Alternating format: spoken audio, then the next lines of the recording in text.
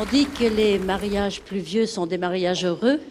C'est une fête qui va être follement heureuse pour la musique pendant toute l'année.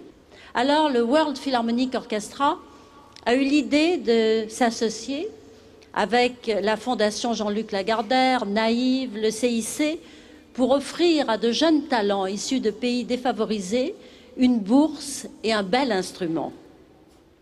Je vais donc vous les présenter, ces 5 jeunes musiciens qui ont été sélectionnés par un jury composé dans le pays d'où ils proviennent d'artistes, de solistes, de chefs d'orchestre, de directeurs de conservatoires, de représentants de l'UNICEF, pour arriver jusqu'ici et se voir remettre une bourse de 10 000 € pendant 3 ans et un bel instrument pour mener jusqu'au bout leurs rêves. Nous allons donc accueillir Anes Bassem Romdani, qui est tunisien, et il a été félicité par le président de la République tunisienne pour avoir été admis au sein de ce World Philharmonic Orchestra. Il a 11 ans.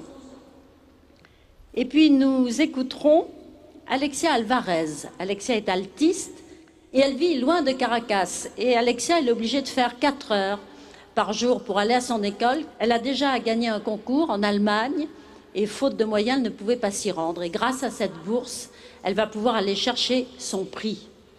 Et puis nous accueillerons Chanasorn Chantarapaoraya, qui est thaïlandais et violoniste, un peu timide parce qu'il ne parle que le thaïlandais au milieu de ses camarades. Il fait déjà partie d'un orchestre et grâce à la bourse, il pourra se rendre jusqu'à Bangkok chaque semaine pour poursuivre son éducation musicale auprès d'un professeur. Il a 12 ans. Et puis nous recevrons Gavin Fernandez, qui est indien, qui est également violoniste, mais qui ne peut travailler son violon qu'auprès d'un professeur, une dame qui est déjà très très âgée. Et comme il est formidablement doué, mais qu'il a peu de moyens, on envisage de lui envoyer un professeur de Russie qui s'installera pour 1 an en Inde pour lui donner des leçons. Il a 13 ans. Et enfin, c'est Andrei Ionitsa, qui est roumain, qui est violoncelliste, Andrei, qui est lui aussi formidablement doué. Il a remporté déjà beaucoup de concours en Europe. Il a 12 ans.